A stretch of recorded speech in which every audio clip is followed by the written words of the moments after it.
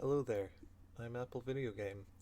Welcome to a third episode in my Dash Attack Devlog series. It's been a while since the last one.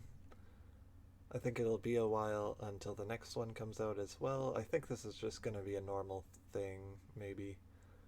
Hopefully not, but probably. This is just what happens. There's reasons for why this one took so long. I'll tell you more about that in a little bit. But first, let's go ahead and talk about the update. Okay, so with some updates, I'm going to be focusing all on one larger feature, and there might be a few smaller things just like piled on top of that. But there's also going to be some updates where it's just a bunch of small stuff, nothing really fancy. And this is one of those updates. So the first thing that I wanted to talk about was this right here. You've got, now when you go left and right, the camera rolls slightly to the side, as if it were like Quake or something.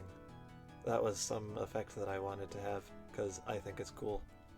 And then there's the zoom effect for when I dash attack, and yeah, that makes the dash attack have a little bit of oomph to it. Of course, I'm going to be adding a sound effect eventually to this as well, and maybe some visual effects like speed lines or something. I don't know.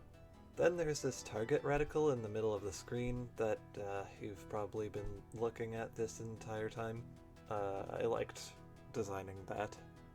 And then over here, my run power gauge is a little bit more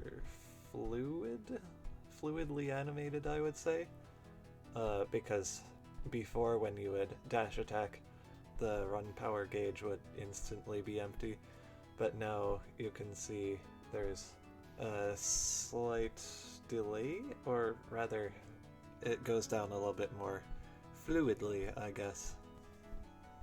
And one more change to the mechanics of the game was that I made acceleration / deceleration feel a little bit more natural, because before I made it so that whenever you are decelerating, your acceleration value would double. But while this made things feel snappy, it ultimately made things a little bit weird to control. Like, for example, if you were accelerating in a direction that wasn't necessarily faster or slower, depending on if it were slightly faster or slightly slower, you could either have not much control, as it's only the default value, or more control with the double value, and it's rather jarring. So I've made this more of a smooth transition, and now it feels snappy and really nice and not all jank. I don't like that. So this feels much better. And finally, we have this new platform over here. It's just a new platform, good for a little bit more variety and routes around this area, because I like to just run and jump around, as you might be able to tell.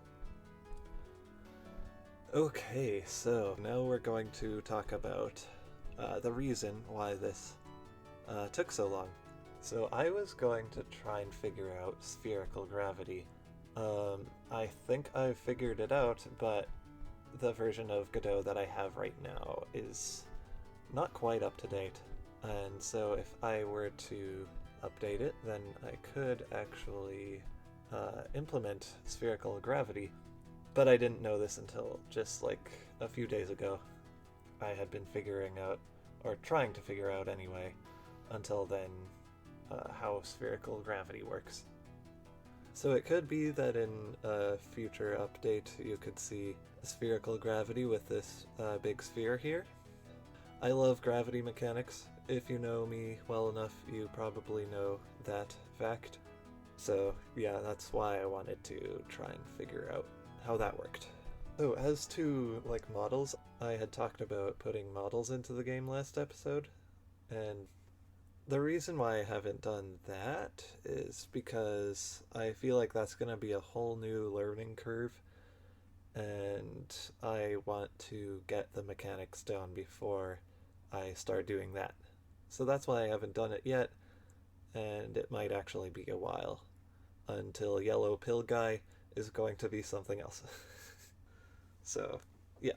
Okay, so with all that wrapped up, if any of you ever want to play this game, you can tell me down in the comments, and I'll make a playable version for you. And that's what the next video is going to be about, if that's what you want to do. That would just require a few small changes, like to the UI and stuff. Not a whole lot of things would need to be changed, I don't think. Anyway, but yeah, if you want that, definitely let me know, and I'll do that. I will happily make that version. So yeah, that's it for this episode. Again, if there's anything you wanted to ask me about in the comments, go right ahead, because I want all the feedback that I can get. So, yep. I guess that's the end of this episode then. Bye.